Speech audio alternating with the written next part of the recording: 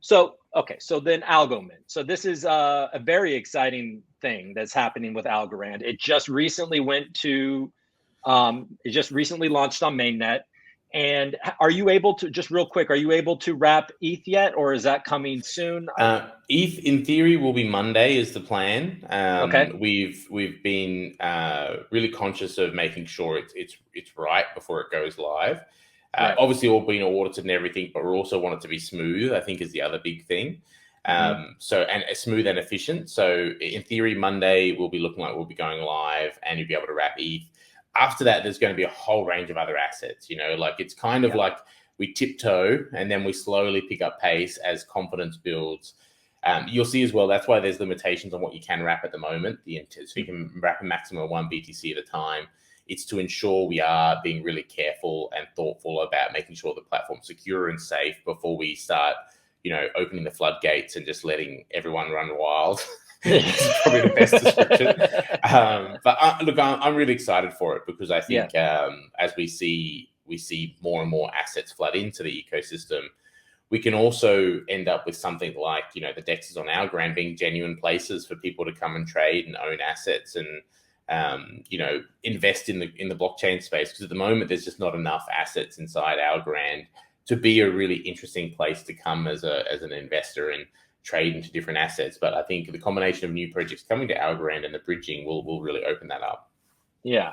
So what is the, if you look down the road with Algomint, just the idea that you can bring all these different assets, you're starting with Bitcoin now, which is all you're already able to do. And then ETH, like you said, on Monday, and then all these other, obviously that's going to bring a lot of liquidity. It's going to bring a lot of action. And, just like for somebody like me, I can take my Bitcoin and be like, look, I think that some of these assets in Algorand are going to appreciate by so much more in this time. So I might as well use that to get those kind of percentage points, to gain that yield and then grow my Bitcoin that way if I wanted to look at it that way. Exactly. But, yeah.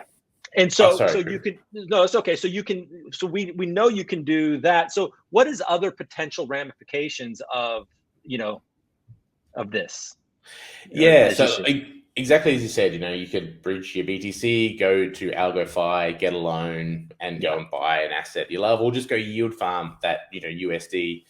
I think the other big ramifications are firstly being able to transact in a non-custodial way in BTC and ETH. So being able to actually go and buy a cup of coffee in ideally what will be 2.5 seconds. At a non-existent transaction fee, I think that unravels a whole nother segment, which is, at the moment we see finance needs to be centralized.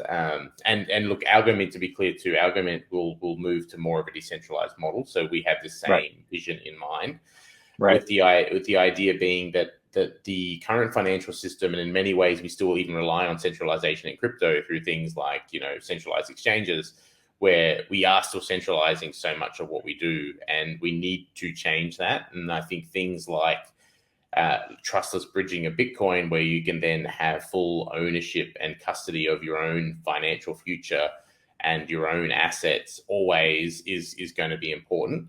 I think people also need to be conscious of this does come with responsibility. I think we've given up a lot of our financial freedoms because we could shed responsibility for them in many ways. We don't have to manage the security of our assets. We don't have to, categorically, come hell or high water, have a way to recover it that we're responsible for. We could actually always just turn up at the bank with your ID and say, hey, I threw my computer in a river because I had a bad day and I need to get my money. That is the cost of changing the way the world is at the moment. And I think people just also need to be mentally prepared that is where we're heading. I actually don't think it'll be everyone will. I think what we'll see these intermediaries sit between that help people manage that in an easier way, which may be long-term. It might be a bridge in itself for people for adoption. But, the end result will be people will be able to fully own, manage, and control their own financial destiny and put it to work. I think what that really probably unravels to as well, Coop, is at the moment you leave money in your bank account and you get, a fraction of a % interest. I think we'll see the ability to automate, yield farming on your assets, and reality, the collective will become the banking network. The collective will become the financing network. The collective will become the trading market making network that's providing liquidity, and there'll all be an earn on the other side of this. So, I think the end goal is that the people and the people's finances that would normally go into these centralized systems and to this intermediary who would then do that work, a lot of that will become decentralized, and it'll become something that we can be a part of. We just have to be responsible then for what that really means as an individual, and what we have to be mindful of as that comes to fruition. Right. I mean, because the way as I understand it, the banking system works is that unless you're a multi-millionaire, you're not benefiting from the bank. You're you're the one. If you're a multi-millionaire, maybe you can get a nice interest rate on your money and all that stuff from a bank.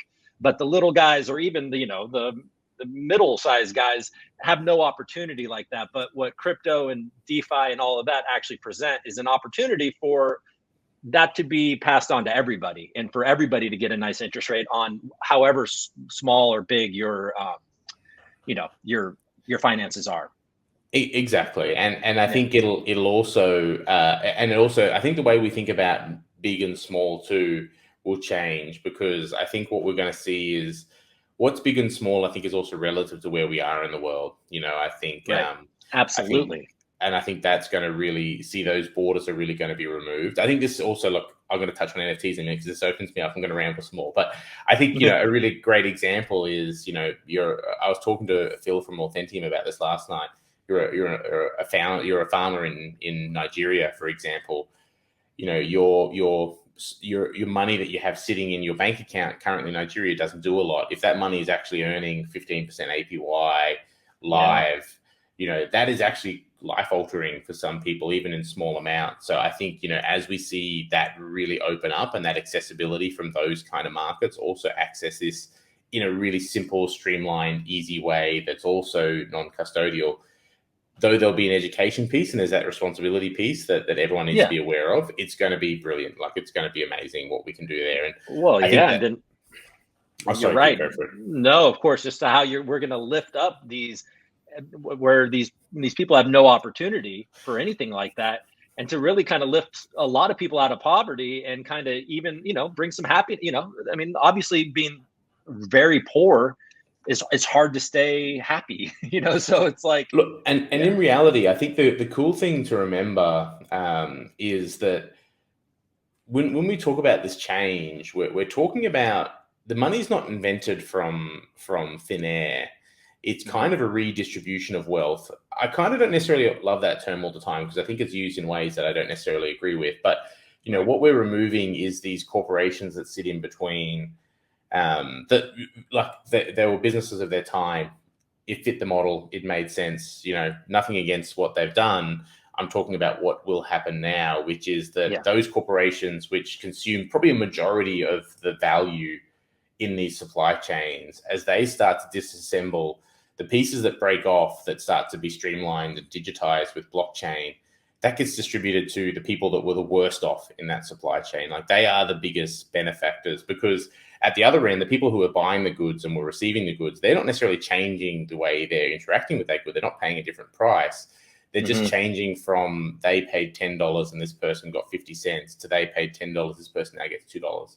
And I think that's going to be the incredible piece of this. And I think it's going to be the same, likewise with banking. And we talked about the interest then, the person who was at the worst case scenario, which is even us in, Australia and yourself in the US, that we're getting terrible interest rates. We now all of a sudden get a better interest rate because we removed the piece in the middle that was consuming such a huge piece of that, partly from profit, but also partly from inefficient systems that just had high costs that weren't necessary. So, that redistribution is going to be incredible.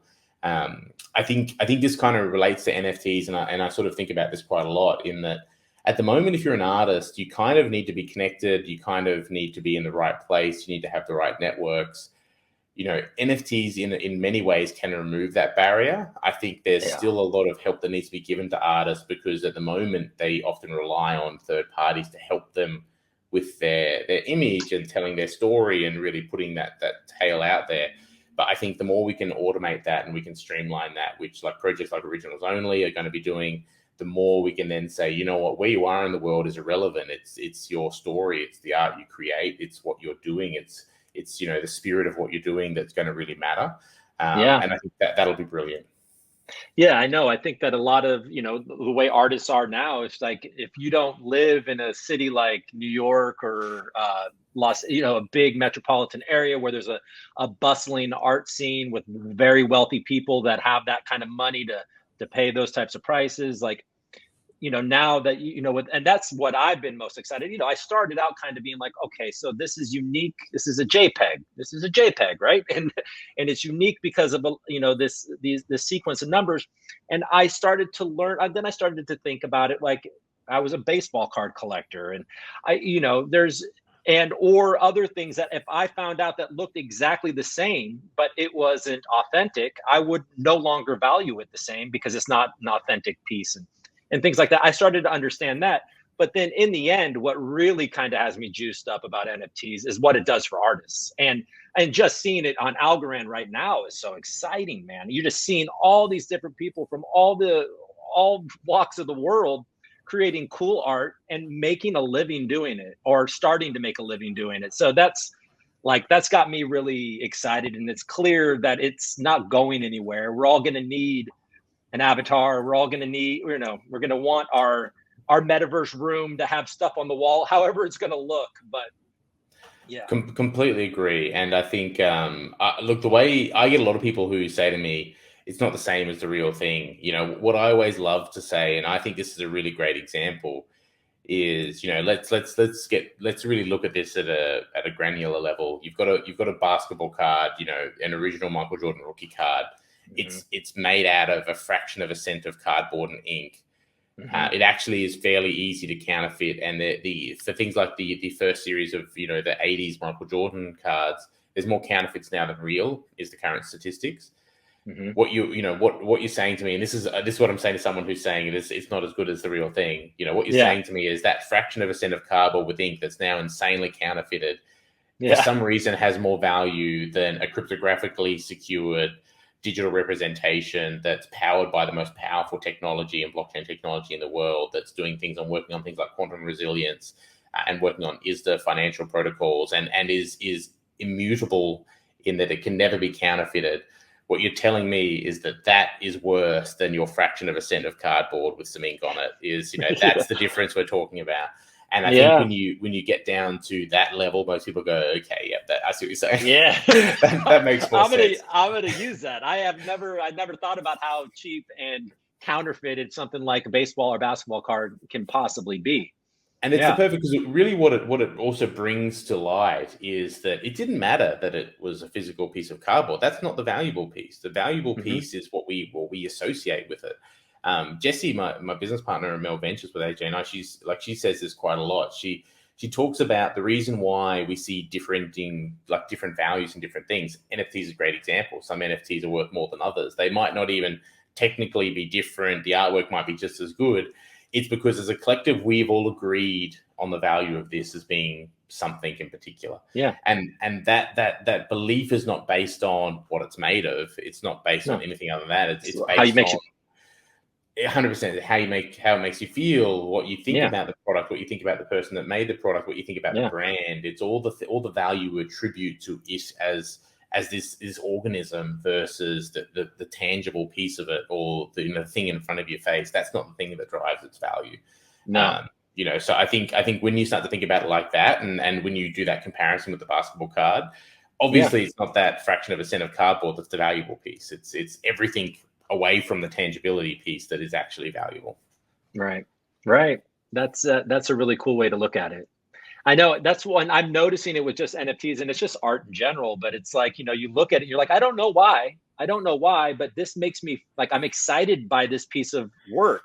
And then it's so funny how you might have that feeling early, and then you might, feel like an idiot for not like buying it because you felt that. And then you see it take off and you're like, wow, like I have to listen to that. I should it makes it fun. It's like a game, like listen to like Algo Autumn. Like I was like, oh, these are cool. I showed, my wife doesn't, she thinks, she's just like, what? I don't get NFTs.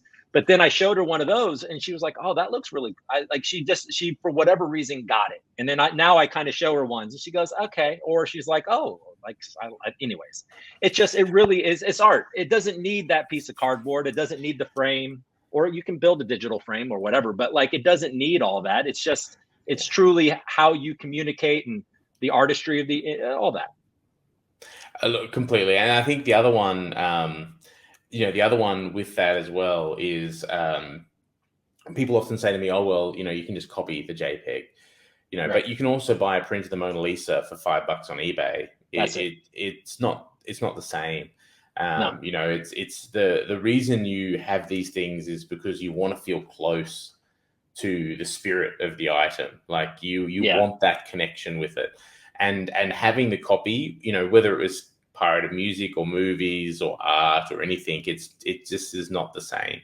And for some people, it will be fine. Some people will probably never get it, but they're the same people who didn't get it in the real world and in real life items either. They're the same person who are happy buying, the counterfeit coin or the counterfeit trading card or the print versus the real. So it's the same. It's like for like. It's just in the NFT space, it's fair. It is more democratic, it's transparent, and it's more secure and a better way of doing things. And it also allows us to not just recognize traditional artists, but recognize artists that have probably been undervalued for a long time. So whether that's photographers or music creators or animators, they get a recognition that that has been really undercapitalized or undervalued for so long. Like an artist spending, 18 hours creating this incredible digital scenery, I don't think it's all that much different to someone painting for 18 hours. It's a new form of art and it takes just so much effort and skill to do. Why would it be worth less? I think that's, it's an exciting, we've ended up at NFTs. I don't know. That was my fault. That was your fault. That's so funny. Well, because, I hope you're okay that we're going a little long. I did want to ask, you're okay. So there was one other thing, something that you also got a grant recently, but let's talk about that. But I've been thinking a lot, I see what's happening, in El Salvador, the Bitcoin is a national currency and Algorand being the infrastructure. And then you see a place like Miami, it's kind of like Bitcoin City in the States. And they're also partnering up with Algorand. It's starting to feel, and then with the criticism of Bitcoin being so not environmentally friendly and, all the energy that goes into it. And then Algorand is kind of the exact opposite of that. I'm wondering if there is a connection here to where in some level, Algorand can help rescue Bitcoin on some level. Not that Bitcoin needs rescuing or anything like that, but there might be, because at Decipher, they were talking about how Algorand could almost be a scaling solution, almost like a layer 2 for some of these other projects and things like that. Do you see that, how could, let's take El Salvador, for example, how could Algorand potentially make Bitcoin much more reasonable and much more effective in that country? Firstly, I actually didn't answer your question about what Algomint's doing. I realized I pretty much said nothing about that. So I will come back to that. This is going to be the godfather of ReCoop interviews. But to go to the current question, okay. I'll try not to sidetrack us here.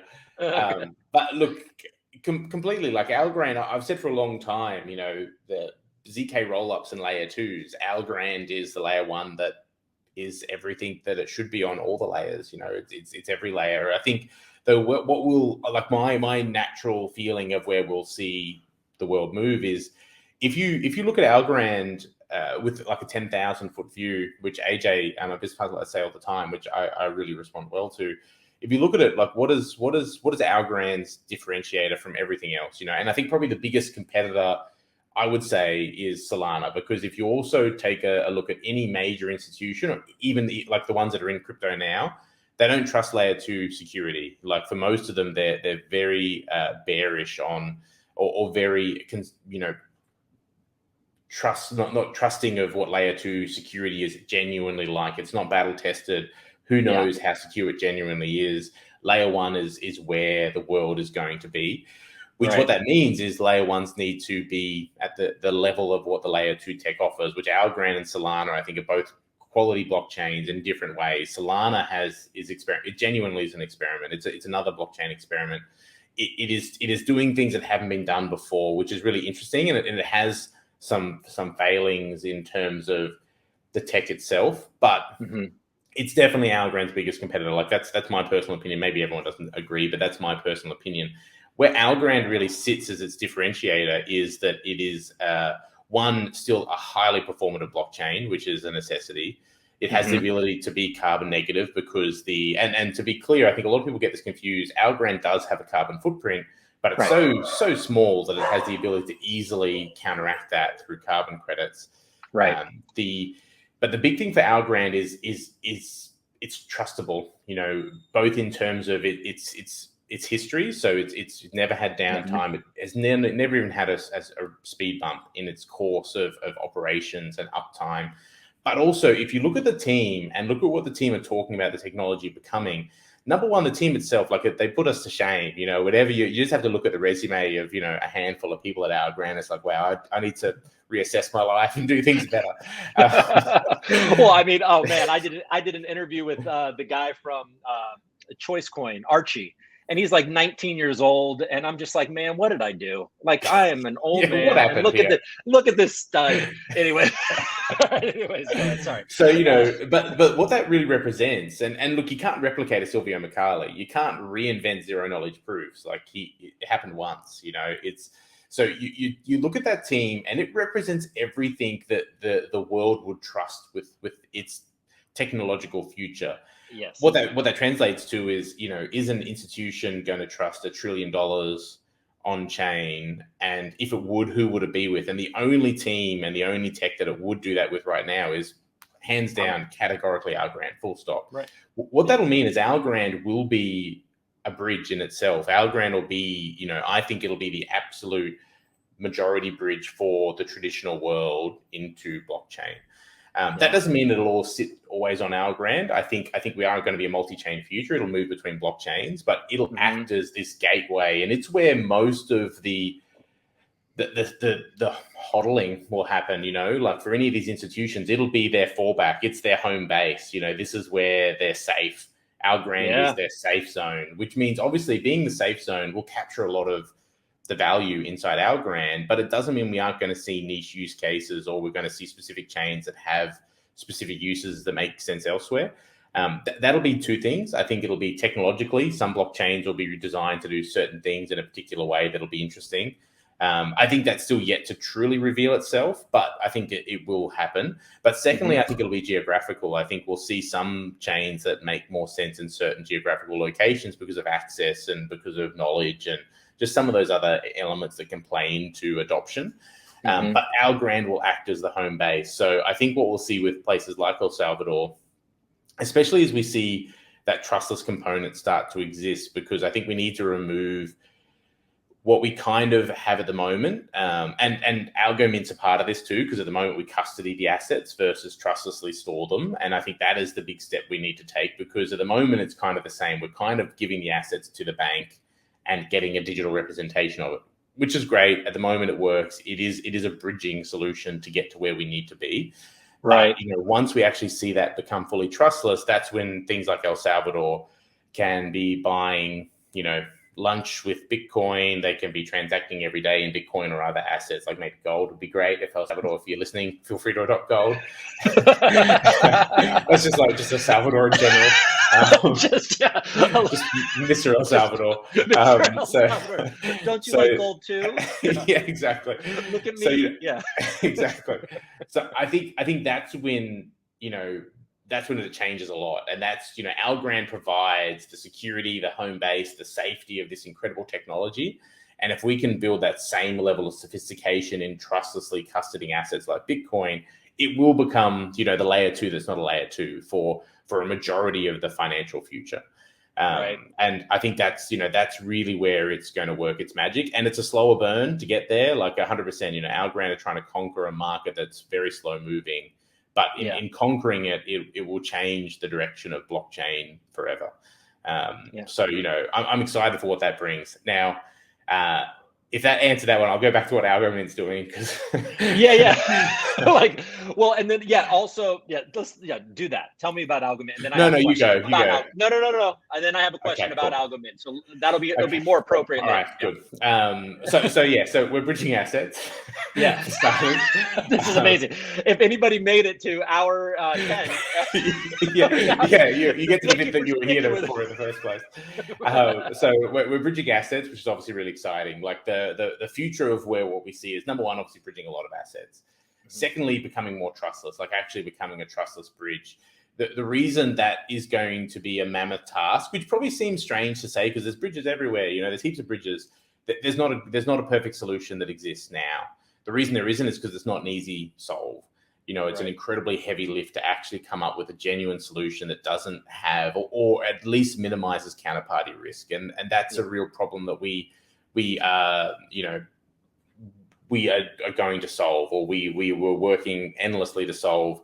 Our grant from the foundation is with that in mind. Like that's what we are working towards is creating the most trustless bridge we can, minimizing or ideally completely removing counterparty risk, so we can have this flow where, sure, you've got your wrapped BTC in your wallet, but you also need the way that the BTC itself is stored to be trustless, so it can genuinely be this non-custodial. You're responsible for your financial future is what we need. So that is the end goal, is to make it a truly seamless, trustless bridge. I think what we also, and for anyone who's heard me talk about this before, you will have heard this, but I think there's some extra pieces to add here. That the basketing is the other side of this that I think will be quite interesting for us. So basketing up assets that make a lot of sense, like USD, will be really sensible, because all of a sudden you'll be able to bridge 20 different kinds of USD from different places in the world and different blockchains. You'll be able to bridge into one standard on Algorand, but you'll also be able to swap between them inside the basket as well. So it'll become like a stable swap, which will be really useful. What it really means, though, is consolidation of liquidity, which is actually incredibly important, because, if you end up with 5 different USD tokens on Algorand, you're going to have fractionalized liquidity that causes a lot of issues. You can have things like routing. So like Pact, for example, is going to be launching routing fairly early in the new year, which basically what routing is on a DEX is, if you want to go from USD to Algomint, but they're not paired, let's actually say, we'll get specific, USDT to Algomint, and they're not paired. Things like Pact will actually automatically find the route to it in the most cost-effective way. So on Pact, you'll just go, I want to go USDT to Algomint. It doesn't matter if there's not a pairing of them. It'll find the route of assets to get you to it at the most cost-effective way, which is great. That's cool. That's really cool. But if you still have multiple USD tokens, it's still finding a route through assets that have more slippage, because there's less liquidity in the pools made up of the different USD tokens. So instead of being one pool of 100 mil, there's 5 pools of 20 mil. There is more slippage. You can't trade in as bigger numbers without there being more movement in the market. So trying to bring consolidation to that kind of liquidity will be really important.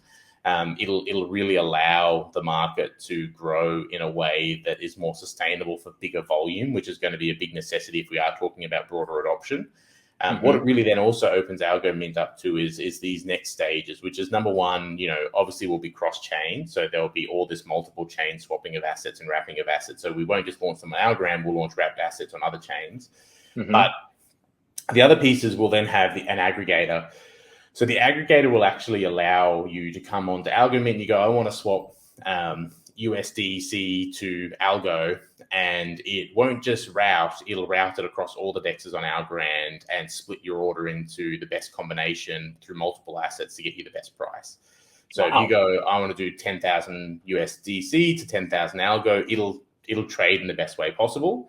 That leads on to what that happens inside a basket asset and how we can do a combination of different trades to get the best price possible, because it might actually be through a range of different combinations of a USD token to actually get you the best price, and then re-put it back into the basket, rewrap it, and come out with the best result.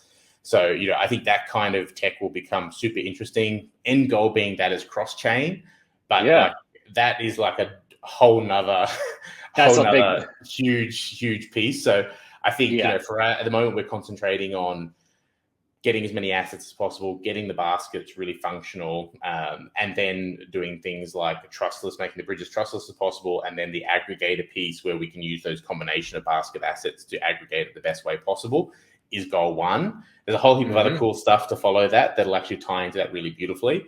But, I'm conscious of getting ahead of myself and promising things that are, 18 months away that probably is too soon to talk about.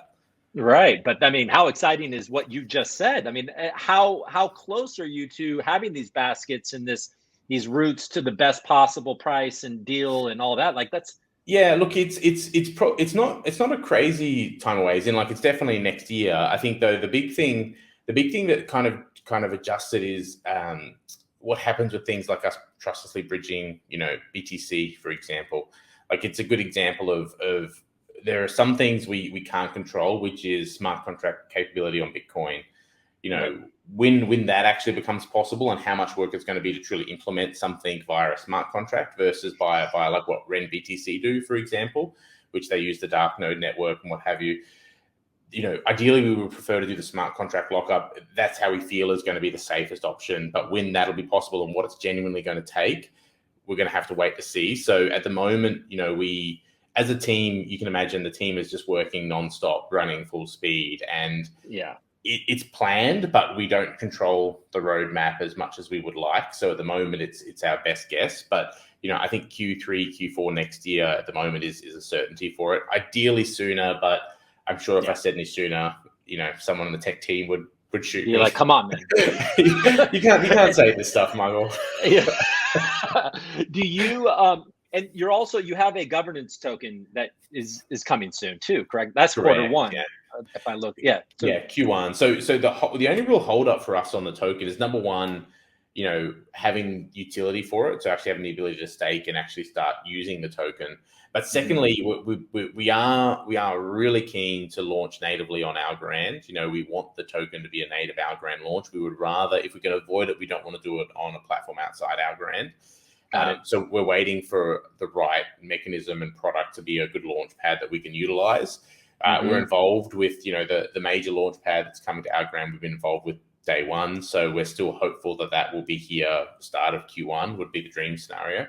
Tiny Man's talking about doing some interesting stuff with, potential ability to do some kind of launching on through some of the pools.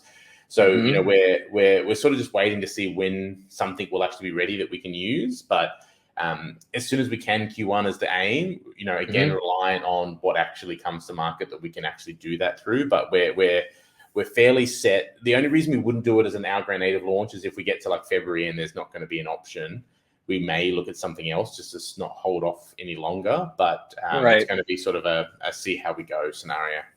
Got it. So what's the platform that you've been working with? Is that Anthill? Okay, Anthill. Yeah, so Anthill. I don't know if you heard of Anthill before, Coop, but it's been around for quite a while. The guys have already done a huge amount of work. So in theory, it should be coming to market soon. But the other big piece is audits. Audits are hard to get done. They're time consuming at the moment. Like it's a lineup to get in. So it's not as simple as being ready to launch. You had to book your audit months in advance. It had to be ready on time. The code freezes. Like there's a lot of nuances to the whole process. Yeah, so there's more to Algomint than I think I realized. I mean, that's really exciting what's coming down though. I mean, that really, there's a reason why you got this bridge grant, and it does seem like there's potential for Algomint to be bridging to all of these chains and giving people really great opportunity to, make trades automatically and automated. Yeah, and like too, like the baskets won't just be non-Algorand assets in the baskets. We'll have USDC and USDT on Algorand in the basket as well, and we'll have the ability to then go from like USDC on Ethereum to USDT on Algorand will be possible through the basket. But also, if we see another wrapped Bitcoin launch on Algorand and we feel comfortable and confident in what the product being delivered, that might go into the Bitcoin basket, for example.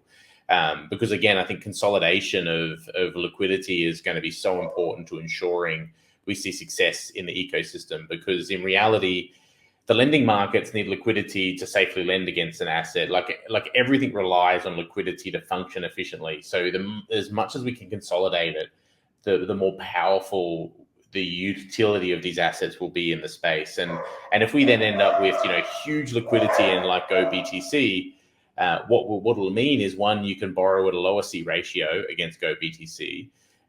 So you'll be able to borrow more. You'll be able to put the assets, to work in a bigger way, which will mean all of a sudden a huge advantage. There's going to be a huge advantage in Algorand over doing the same thing in Polygon or in somewhere else, because if there's huge liquidity, low C ratios, no front running, all the tech of Algorand allows to remove the issues on the technical execution side. If we can then remove the liquidity issues and the consolidation issues of the fragmentation elsewhere, all of a sudden it'll become incredibly valuable to come and use Algorand as your home base, and it will be other places. Right. Well, so if anybody learned anything from this, is that Algorand is about to flip Ethereum. That's what you said, right? Well, look, for my Ethereum friends out there, that's not what you said. Yeah, that's not what I said. For Algorand people out there, I definitely said that. Yeah, that's what you meant. But that's funny. Well, look, I mean, what did we miss? Did we miss anything? I felt like I was going to ask you something before I started. Yeah, you were going to ask me an Algomint question. Yeah, it wasn't about governance, but so you're actively working on both Meld and Algomint and probably whatever else you're working on. But so I don't hear much about Meld, but I'm so interested in gold, and precious metals in general, like you said. So I kind of look into it. Is this something that you see is Meld and is precious metals? Is that something that you're very focused on as well, or is it? Yeah, so, and probably good to give my background. Like I'm a product person, which you might have gathered from our conversation. So that's really where my strengths lie, and I think our whole team is great in that we all recognize each other's strengths, and which is brilliant too, because it means we have a really great collaborative team. There's plenty of overlap, of course, but we again, this is the governance piece. We all know each other. We all respect each other. We all actually have a deep understanding of who we are as people, which means we're happy going, you know what, you're brilliant at this. You should be doing this. You should be the lead on this. I'll trust your judgment here. So we kind of have this miniature governance, element for what we're talking about, trying to solve digitally inside the organization itself. So I really focus on that element. What's happening on the Meld Gold side is, and so that more in that to give context in terms of, it's not like I do everything inside the project. Like, that is my focus, is what the product should be doing. How do we future-proof this? What is going to be the future utility? Where do we need to innovate to offer a product that's going to be really valuable in the next 10 years, not just next year? So on the Meld Gold side, there's actually a heap of stuff happening on that Meld side that's super interesting, but it'll start to come into focus as there becomes utility for gold. You'll start to see more of the digital side, because in reality, most people don't understand anything that happens on the supply chain side, which is a massive part of that business. Once the ability for things to happen in gold become possible inside Algorand, that's when you'll really start to see that change. So we'll start to see, and look, for us, it's a bridge in itself, because all of a sudden, if we go, all right, so a lot of people don't know this, but I've been in the gold industry since I was 18. So that's how I started in the business. Own the highest security rated vaulting facility in the country here in Australia. So like a long history inside the space. So a great example is, if we've got $50 million of the gold in the vault that customers are holding there, it currently costs them to store it and keep it. So at the moment they pay, it's deflationary in terms of the value, other than the actual appreciation in value. Whereas something like a Meld Gold changes it from deflationary to, one, no cost. Secondly, the liquidation prices are better, because you're not having to physically get the gold and hand it over and sell it. So all of a sudden the trading prices are better, which means you have less spread in your buy and sell. You don't need to appreciate as much as to break even or to make a profit. And then secondly, being able to take that gold and put it to work and actually generate yield on it. That's when we'll start to see people who've maybe been like, I don't know about crypto or blockchain. All of a sudden it's like, okay, I've got this chunk of value sitting here. It's costing me X per year. I can actually change that from costing me X per year to generating Y. That's really interesting, So I think we'll start to see this as a bit of a, an olive branch to bring some people into the space. And this is the other brilliance of Algorand. You present Algorand to them as a team and as a company and as a tech. who's going to argue with them as being these guys? You can't say they don't know what they're doing. Like, it's one of the most technically, incredible teams ever assembled. It's just amazing to behold, what they've actually built internally. So I think that's the brilliance of it too. It's not like someone go, I don't know, who even are the developers? They're anonymous. Who knows? Like, no, this is the team. They are the finest people you would ever, like, all the apps you use now, whether it be banking or anything, are built by teams far less, far inferior to the Algorand team. What's to be worried about? What's not to trust? So I think that'll be another great sort of change, which, so a lot of stuff happening on the Meld side. It's probably going to be, I reckon, the next sort of 6 months, you really start to see that come to light. And there's some other interesting developments there that'll probably come out in the next couple of months as some of the announcements around what's been happening in that side of the world will come out as well, which is some interesting stuff happening. Yeah, I mean, it sure feels like it would be nice if, if fiat currency was still backed by something like gold. It's something that was obviously there for a long time, and it would be, I think it would bring a lot of credibility to it. I mean, it was a failed project on some level, because towards the end, in the 70s or whatever it was over here with the US dollar, I mean, it was kind of a facade that it was actually backed by that amount of, it's not like you could take your notes and actually convert it to gold at that point. Look, the problem is that, and look, it's interesting because the problem with backing with gold is you got to buy the gold. Yeah. So, the problem for governments is, like, it really restricts what they can make in terms of money. Yeah. So much nicer when you can just print it. Yeah. Yeah, we go, oh, I'm sure there's this much value in the economy. It's fine. Right. And if you don't like it, we've got these really big guns. So you can't do anything about it. So enjoy that. Yeah. And look, it's like, none of it makes sense because, in reality, a US dollar, for example, and not to bag out the US, but it's, the obvious candidate to talk about. The US dollar is meant to be relative to the value of the economy. Yet when they print more, nothing changes. If you issued more stocks as Apple, your price of your stock changes because now there's more for the same value. So, the whole system doesn't function the way it should. The whole system functions on a collective belief, which, how much of that's manipulated or not is probably up for debate. But, this is where I think projects like XBacked will be really fascinating too. XBacked issuing a synthetic USD against genuine collateralized assets that are fully transparent and visible, that you can see have full liquidity. It's what the US dollar should look like. And what's really quite brilliant about it is, traditionally, again, this is something the banks would do, is where they can issue additional, synthetic currency, where the governments can issue synthetic currency, at almost no cost and lend it out at a higher value. All of a sudden, with something like XBacked, if you have value, you can then issue a synthetic USD that represents the value you've locked up. So you become almost your own issuer, which is where all this whole sort of becoming our own banks sort of starts to come to fruition. It just gives us the same power that those at a higher level have had, we can actually gain. And I think that's going to be super exciting. And the brilliance of it is, something like an XBacked, the cost the guys are talking about charging for the loans is like so non-existent. It's amazing, like it's just brilliant. So accessing and where that goes in the future, if like XUSD becomes really popular and has really deep liquidity, which is definitely the aim, and I'm sure it's going to get there. If you can access incredibly low cost loans, what happens again when a farmer can actually digitize his future crops and borrow against it, versus, taking money from, the local co-op that gives them horrible rates, then is allowed to buy their produce at a fraction of the cost because of the deal that's done. Like, it just opens up so many possibilities as we see this financial system change. Yeah, I know. And going back to what we were talking about earlier, one of the things that opened my eyes to what's going on is that, you have these services where they're giving 10% interest on USDC. And it's just like, well, they can afford to do that. They're making money doing that. So 100%. It's just, it just shows you like what a huge opportunity there is. Like, I could put $5,000 of USDC and make 10% on it. I can't do that anywhere else. I can't put my actual dollars in any banking place and make 10% and then remove it in 6 months. I mean, you can't even do it in the 30-year, whatever, none of that stuff is paying you 10%. So the opportunity. And on Algorand, you could do it with $5, you know, and I think that's the other magical piece. You know, on Ethereum, you definitely can't. No, you know, but on Algorand, you can do it with zero. You know, like $1. Like it's incredible.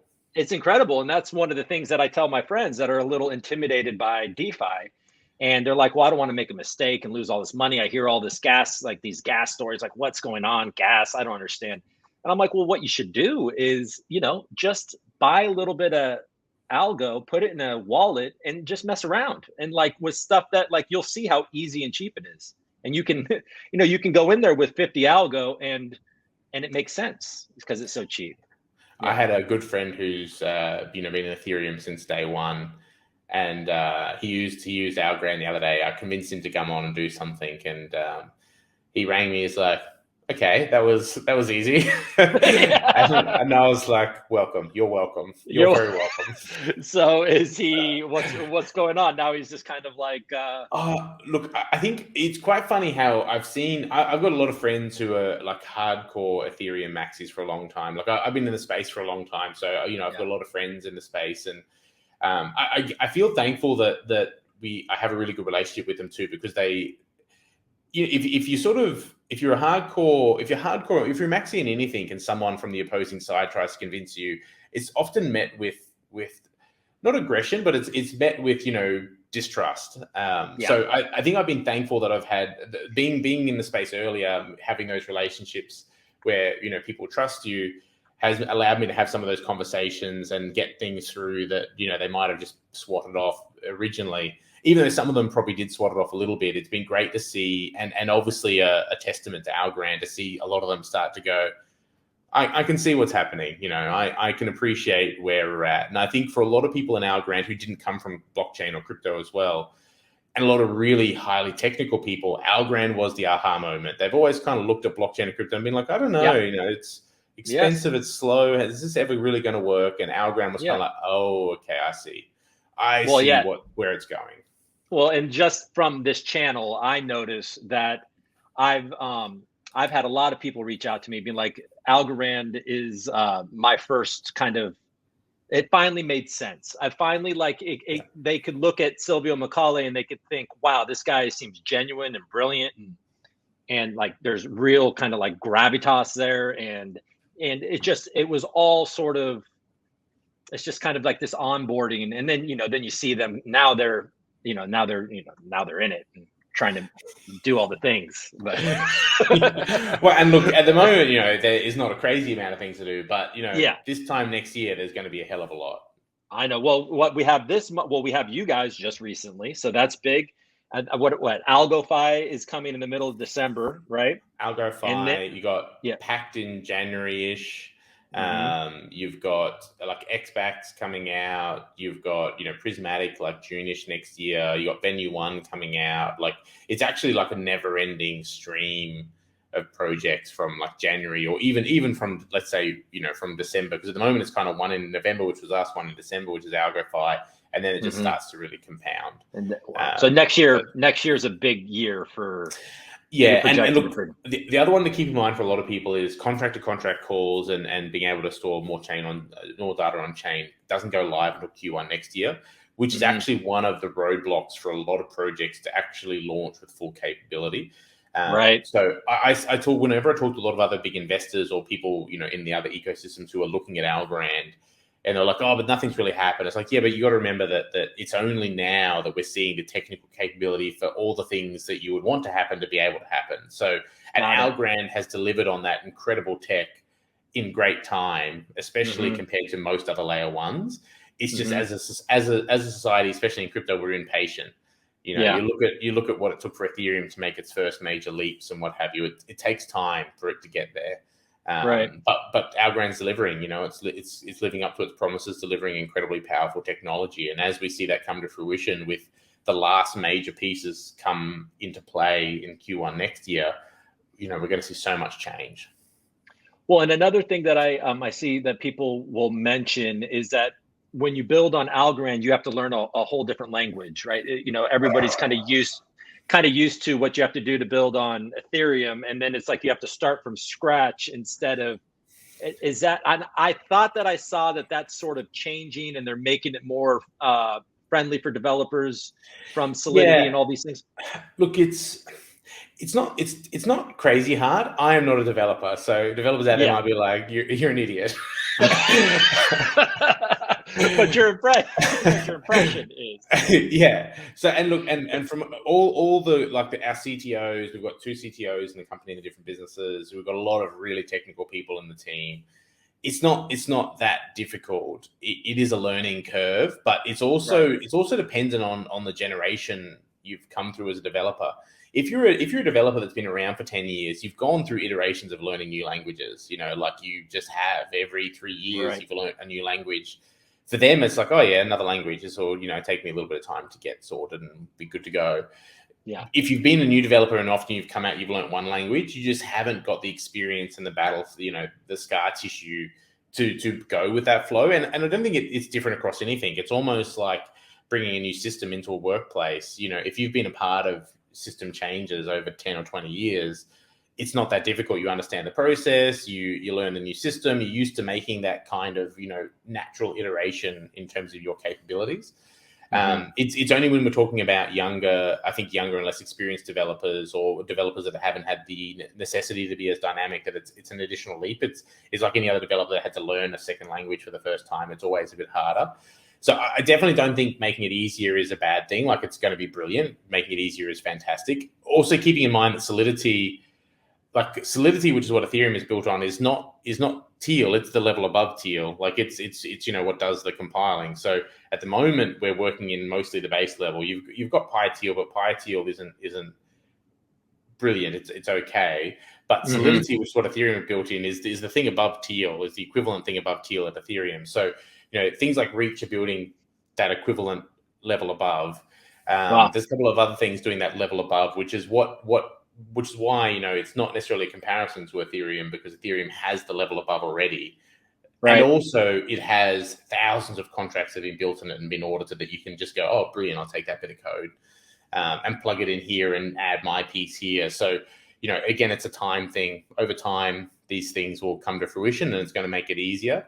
But I think we're going to see a lot more developers come into the space. For sure. It's and Algorand's actually, so much of their energy is put into the next generation of developers adopting Algorand. And so I think they would love to see Teal, or something like the Reach being the Solidity equivalent taught at universities over, teaching other languages. So I think, as we see their work filter through there, hopefully we'll see this next generation of developers far more familiar with this kind of development. And look, the harder part, I think I would say we find, we're so far over time, Coop, I'm sorry.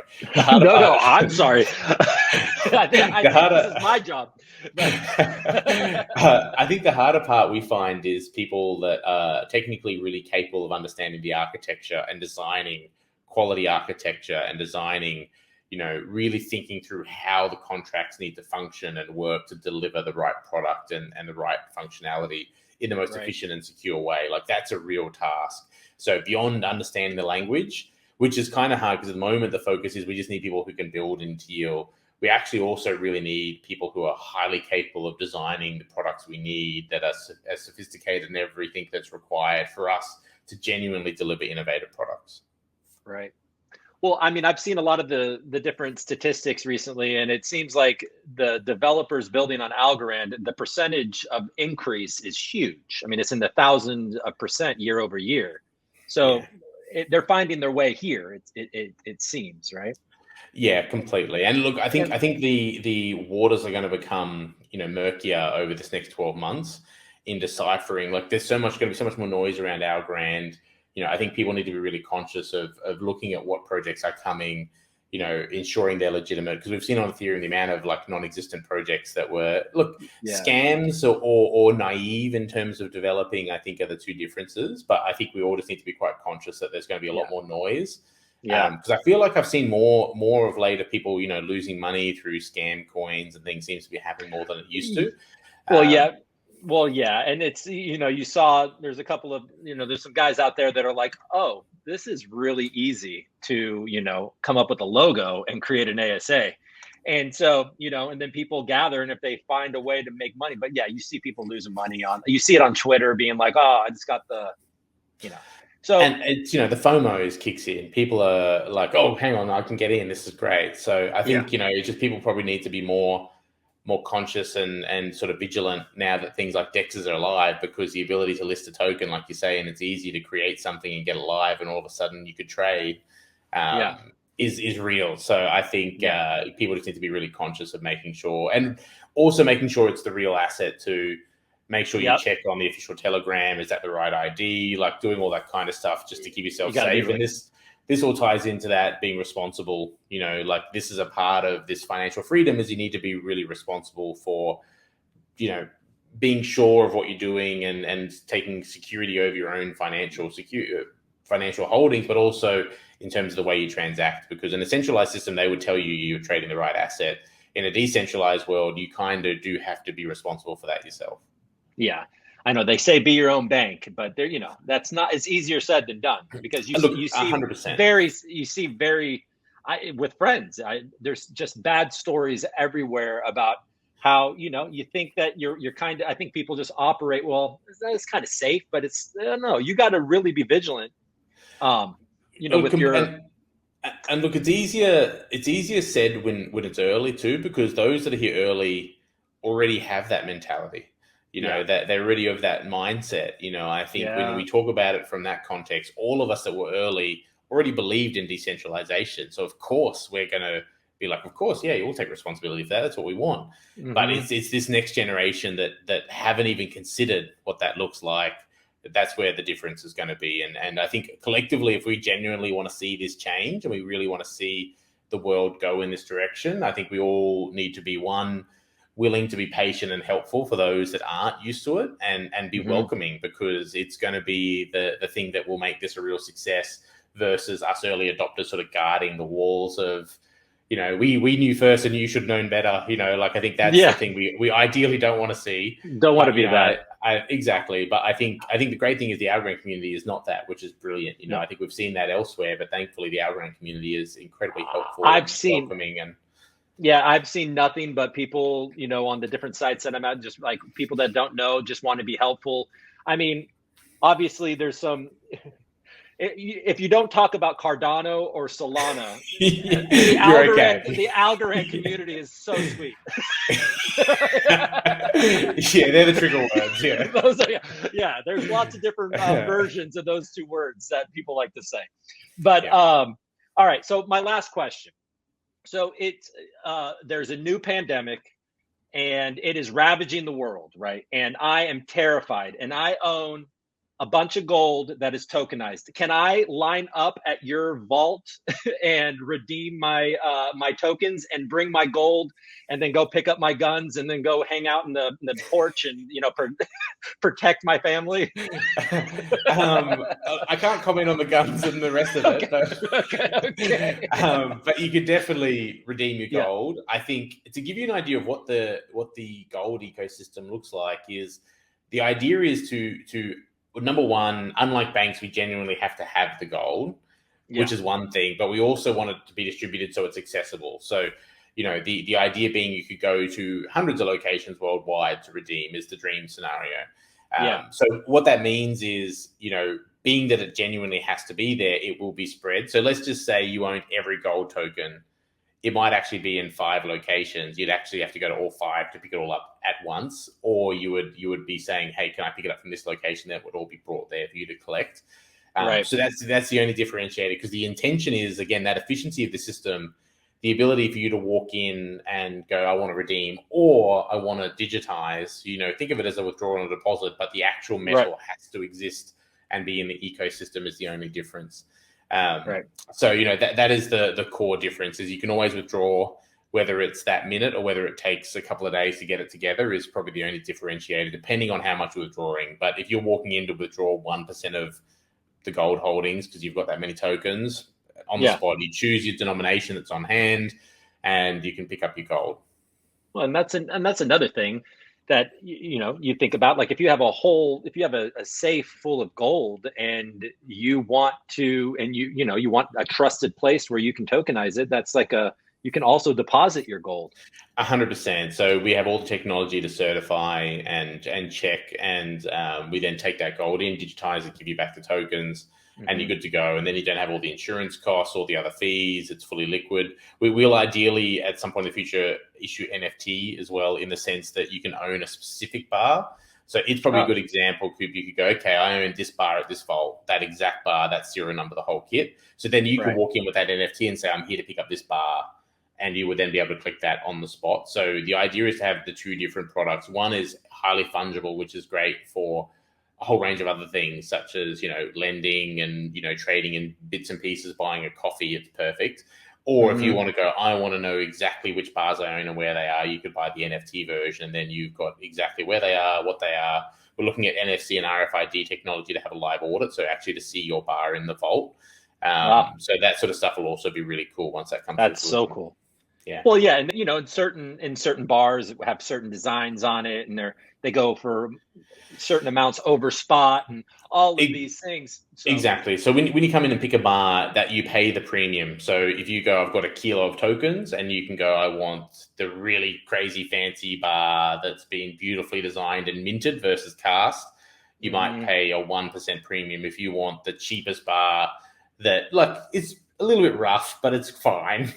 Yeah, it's still gold. Yeah. It's still gold. It might be a fraction of a percent to redeem. So, you can, and the same as if you want beautiful 1 gram bars, it's more expensive to make. So you'll pay the redemption fee to get that bar, which is just a premium. Just basically like if you're buying it at, JM Bullion or whatever, whatever that site is. Yeah. So, all right. And right now that is actually live. This type of behavior can happen in Australia currently. Correct. Exactly right. Yeah, so you can do that right now. And then the plan in the future is for this to spread and for it to be to bring gold back to a more usable global thing. Exactly right. So definitely, I think we'll probably see, ideally the dream scenario is we'll probably see less of people moving between physical and digital, though I think it will still continue to happen. I think it'll be more, we'll see all the people who are currently in physical hopefully transition to more digital. Right. And start to take what is static sort of debt equity and actually put it to work. Yeah. Do you have do you have a lot of competitors doing this? Look, I think what we probably have the real benefit of is we are the gold industry adopting tech, is the way I like to sort of frame it, versus tech adopting the gold industry. The difficult part with the gold industry is it's incredibly complex. It's a nightmare of a space in terms of navigate if you don't genuinely understand it. So that expertise is what has meant that we could build out the supply chain side. So no other gold product being offered to the world has the supply chain side. So I think that is a huge point of difference for us, which is also the thing that will allow you to deposit and withdraw in all these different places in different forms. So it's what will genuinely make this a truly global currency product versus gold on chain. Right. And you said earlier you own the largest vault in Australia. Did I the most secure vaulting facility in the country. I don't know if it's the largest. It might be. I haven't actually checked that, but it's the highest rated security vault in the country. So we store for some of the biggest in Australia and APAC. And so we built that about longer than that now, like 3 or 4 years ago. Incredible facility. I remember that we had the opening and we had all the opening speeches, and it's all biometrics entry, so it's dual biometric to staff and with the person who has a box or a safety deposit box or a vault in there. And someone asked that if he cut off my hand and took out my eye, could he gain access to the vault? And I remember the first thing I said is ban him forever. Don't ever let him near this place again. But to be clear, you definitely can't. No one come and try and take my hand because it won't actually be useful. It won't work. Okay. Yeah. Right. So, but so it's the first vault that you can go and deposit and withdraw from. So it's the place where you can walk in and go, I've got 20 kilos of silver I want to digitize, or I want to come and collect gold or silver. Wow. That's so cool. Yeah. That's so cool. That's like the type of thing that I thought I was like, why can't they do that? That would be cool. And it's so neat to hear that that's actually happening, and you guys are scaling it, and it's like, for sure. So by the end of by sort of end of June next year, there'll be a whole range of places in Australia that'll be offering it, which will be brilliant. So it's really the beachhead to get the model right. It is, again, it's a complex and painful problem to solve. Just issuing gold on chain is easy. Creating the supply chain and the network for people to deposit and withdraw and do that efficiently is the hard part. So it's why being in the gold industry, that is really the edge, because that's a piece that we can solve. Right. All right. Well, thank you so much for all of this. I had such a good time. I mean, I genuinely had a good time, and I genuinely had a good time talking a couple of months ago. So hopefully you'll be willing to do this again and, catch up. Would love to. That'd be great. Yeah, and I look forward to grabbing some governance tokens for, Go Mint, right? That's what it's going to be called, Go Mint? Go Mint, yeah exactly. Yeah. So Go Mint and then Go BTC. So it's meant to be Algo, but also Go, like it's faster and more efficient. Yeah, I like it. Yeah, we were quite happy with ourselves. Yeah, okay. I was wondering where that. Now I get it. Okay, that would have been a good question. All right. Well, thanks you, Michael. Coop. All right, talk to you soon. Pleasure. Thanks, man. Okay, bye.